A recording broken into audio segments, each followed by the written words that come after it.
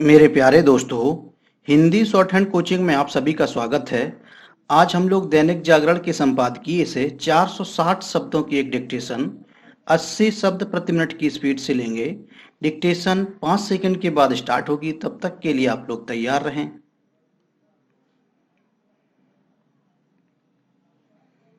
Start.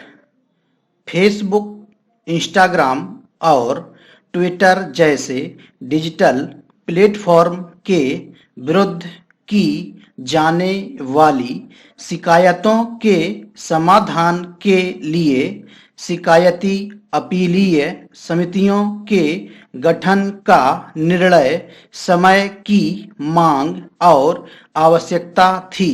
दुनिया के अन्य देशों की तरह भारत में फेसबुक, इंस्टाग्राम, ट्विटर आदि सोशल नेटवर्क साइट्स के यूजर्स इतनी तेजी से बढ़े हैं कि करीब करीब हर स्मार्टफोन धारक उनसे जुड़ा है।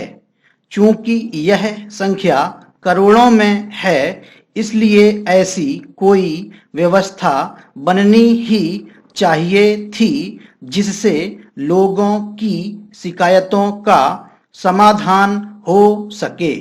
अच्छा होता कि शिकायतों के समाधान की व्यवस्था एवं सोशल नेटवर्क साइट्स चलाने वाली इंटरनेट मीडिया कंपनियों की ओर से की जाती, लेकिन उन्होंने इसका दिखावा ही अधिक किया या फिर आधी अधूरी और अविश्वसनीय व्यवस्था बनाई।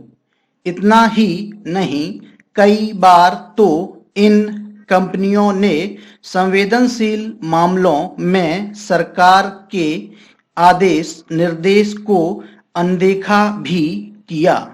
यह ध्यान रहे कि कृषि कानून विरोधी आंदोलन के समय ये कंपनियां किस तरह माहौल खराब करने वाले नैरेटिव को गढ़ने का काम कर रही थीं। ये कंपनियां अपनी मर्जी के नैरेटिव को गढ़ने और उसे प्रोत्साहित करने का ही काम नहीं करती, बल्कि कई बार फर्जी खबरों को बढ़ावा भी देती हैं। इसी तरह कई बार ऐसे विमर्श को प्रोत्साहित करती हैं जो समाज में भ्रांतियां और टकराव पैदा करने वाला होता है।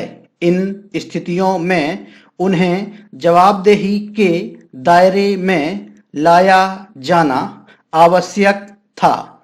इसकी आवश्यकता इसलिए और बढ़ गई थी क्योंकि सोशल नेटवर्क राजनीतिक एवं सामाजिक विमर्श को प्रभावित करने का काम करती हैं। इसे विस्मृत नहीं किया जा सकता कि कुछ प्लेटफॉर्म किस तरह चुनावों को प्रभावित करने का काम करते रहे हैं।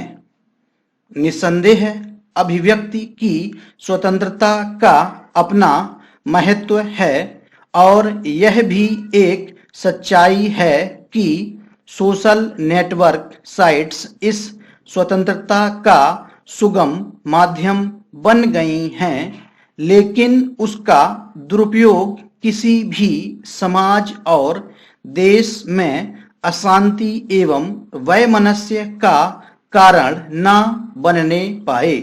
यह देखना सरकारों की जिम्मेदारी है।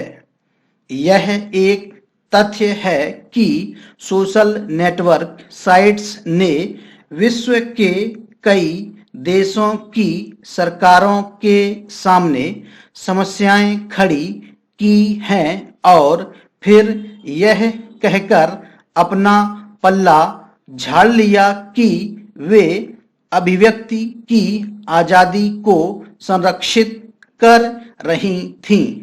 यह अच्छा हुआ कि देर से ही सही सरकार ने सोशल नेटवर्क साइट्स के खिलाफ शिकायत करने के लिए अपीलीय समितियों का गठन करने के साथ ही साथ यह व्यवस्था भी की कि उन्हें 30 दिन के अंदर शिकायतों का समाधान करना होगा। अब सरकार को यह सुनिश्चित करना होगा कि ये समितियां सोशल नेटवर्क साइट्स पर लगाम कसने में समर्थ रहें। यह अपेक्षा इसलिए क्योंकि अतीत में उन्होंने जवाबदेही के दायरे में आने से बचने का ही काम किया है। कोई कंपनी कितनी भी बड़ी क्यों ना हो, उसे इसकी अनुमति नहीं दी जा सकती कि वह देश के नियम कानूनों को मानने से मना करे। स्टॉप।